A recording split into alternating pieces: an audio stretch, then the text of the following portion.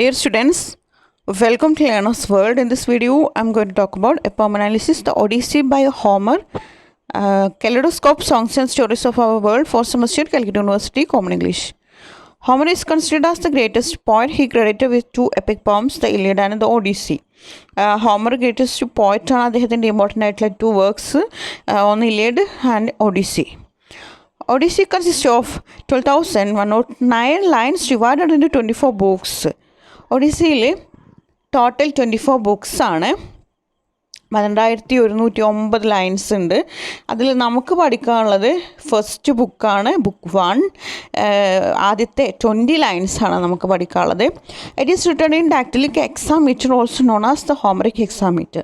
അപ്പോൾ ഈ ഒരു കാവ്യം എഴുതിയിട്ടുള്ളത് ഹോമറിക് ഹെക്സാമീറ്ററിലാണ്. The struggles between good and evil, longing, desires, frustrations and victory after hard battles are major themes in this great epic. അപ്പോൾ ഈ ഒരു മഹാകാവ്യത്തിൽ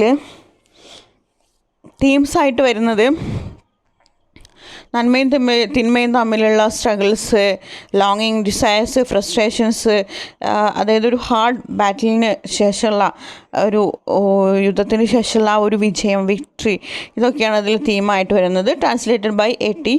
Murray, പബ്ലിഷ്ഡ് ഇൻ 1919. അപ്പോൾ നമുക്ക് ആദ്യത്തെ 20 ലൈൻസാണ് ഒഡീസിയിലെ ബുക്ക് 1 ആണ്. അപ്പോൾ നമുക്ക് ജസ്റ്റ് എന്താണ് ഇതിൽ പറയുന്നത് നോക്കാം. The king of ഇത്താക്ക, hero of Trojan war, Odysseus return from Troy, is delayed for more than 9 years. അപ്പോൾ ഇത്താക്കയിലെ കിങ് ആണ് ഒഡീസിയസ്, ട്രോജൻ വാറിലെ ഹീറോ.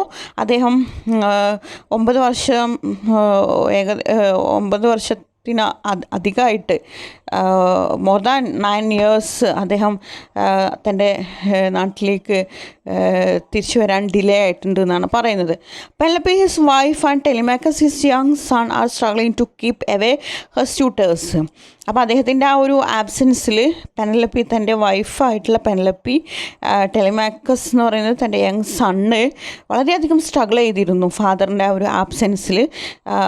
സ്യൂട്ടേഴ്സ്, അതായത് കാമുകന്മാരിൽ നിന്ന് രക്ഷപ്പെടാൻ വളരെയധികം സ്ട്രഗിൾ ചെയ്തിരുന്നു എന്നാണ് പറയുന്നത്. Telemachus searches for news of his father. അപ്പോൾ ഒഡീസിയസ് ഒരുപാട് വർഷമായിട്ട് തിരിച്ചെത്തിയിട്ടില്ല, ഡിലേ ആണ്.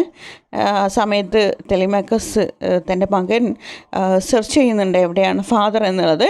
ഈ secretly learns that his father is still alive. അങ്ങനെ അദ്ദേഹത്തിന്, ടെലിമാക്കസിന് വിവരം കിട്ടുകയാണ് തൻ്റെ ഫാദർ ജീവിച്ചിരിപ്പുണ്ട് എന്ന് വിവരം കിട്ടുകയാണ്. Then we hear that Odysseus is released from captivity by the name of Calypso. പിന്നീട് നമുക്ക് കേൾക്കാൻ കഴിയും ഒഡീസിയസ് കാലിപ്സോ എന്ന് പറഞ്ഞിട്ടുള്ള നിംഫിൽ നിന്ന് മോചിതനായിട്ടുണ്ട് എന്നുള്ള ഒരു വാർത്ത നമുക്ക് കേൾക്കാൻ കഴിയും.